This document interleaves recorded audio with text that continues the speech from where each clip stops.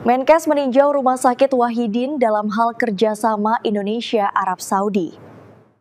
Menteri Kesehatan Republik Indonesia, Budi Gunadi Sadikin, meninjau pelaksanaan program Ali Iptek dalam penanganan kasus kardiovaskular atau kateterisasi dan operasi jantung oleh tim dokter RSUP Wahidin Sudirohusodo bersama tim kesehatan Salman Humanitarian Aid and Relief Center Kerajaan Saudi Arabia di RSUP Wahidin Sudirohusodo Makassar, Selasa 2 September. Kerjasama ini dilakukan oleh Kementerian Kesehatan dengan pemerintah Arab Saudi dalam menangani pasien penyakit jantung.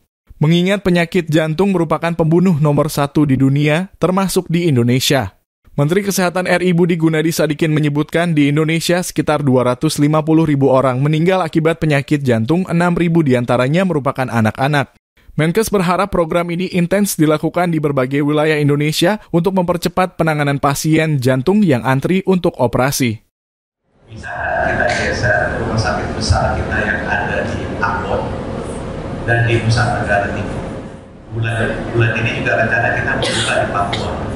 Papua Barat kita sudah bypass, tapi Papua belum bisa. Itu sekarang kita juga buka rumah sakit Kemenkes besar. Saya berharap program ini juga bisa dipakai bukan hanya operasi jantung saja, karena mereka juga bisa operasi ortopedi.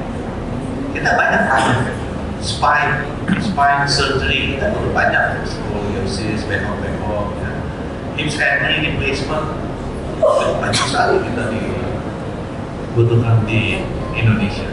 Nah, saya dengar mereka juga punya keahlian di situ.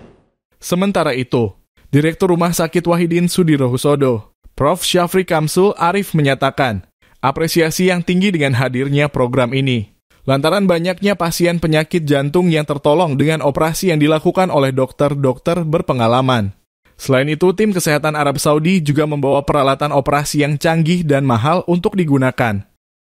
Hadiran tim KSR Saudi, seperti yang disampaikan Pak Menteri, transfer yang kita dapatkan itu bukan hanya transfer knowledge, transfer skill, dan transfer bahan-bahan yang harganya mahal.